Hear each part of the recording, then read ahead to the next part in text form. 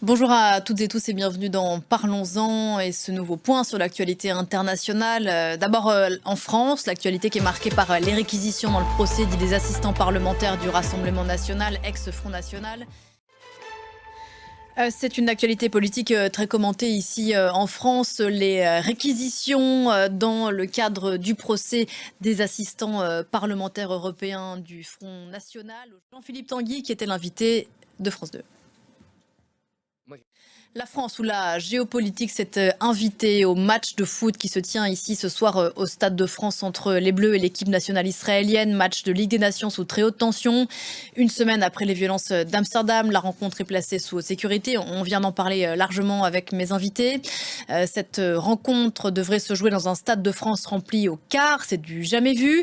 Devant un parterre de responsables politiques, là encore assez inédit par son ampleur dans une telle compétition. On annonce Emmanuel Macron, mais aussi deux anciens présidents, François Hollande, Nicolas Sarkozy, une bonne partie de l'actuel gouvernement. Tous veulent montrer, disent-ils, leur solidarité face à l'antisémitisme. Loïc Chavalon. La présidence, la Cour suprême et le Congrès, c'est le tiercé gagnant de Donald Trump et des Républicains aux États-Unis. Les résultats se faisaient attendre une semaine après la présidentielle. On l'a appris dans la nuit. Les Républicains conservent leur majorité à la Chambre.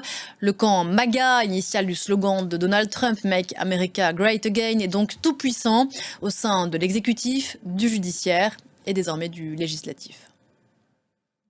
Donald Trump qui continue de construire son administration au pas de course, s'entourant de fidèles, alignés sur sa politique.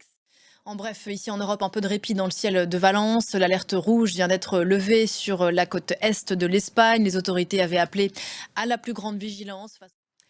Sans transition aucune avec ce sujet qui nous emmène en Chine. Si vos enfants vous causent beaucoup de soucis, pourquoi ne pas leur préférer un chien? Les jeunes Chinois qui vivent dans les villes et connaissent le coût de l'éducation optent souvent, en tout cas, ils sont nombreux pour cette solution. Ça ne les empêche pas pour autant d'être gâteux et d'investir des fortunes pour le bien-être supposé de leurs petits compagnons. C'est un reportage d'Arnaud Miguet et de Gaël Caron. Voilà, l'histoire ne dit pas s'ils ont bien aimé le chien tête en bas. Elle aussi adorait les animaux à poil. Marie-Antoinette, reine de France au destin que l'on connaît. Eh bien, on reparle d'elle autour d'une vente aux enchères qui s'est tenue à Genève ces dernières heures. Un collier entouré d'un halo de mystère s'est adjugé à 4,5 millions d'euros. Un collier dont certains diamants proviendrait, selon certains, d'un bijou au centre de la fameuse affaire du collier de la reine. C'est Ludovic de Foucault qui nous raconte cette histoire en images. Voilà pour l'essentiel de l'info, on se retrouve juste après ça. Et pourquoi d'ailleurs ce serait une femme qui porterait le collier dont on vient de parler? Question posée. Tout de suite, c'est Actuel, Laure Manin et ses invités, on se retrouve juste après.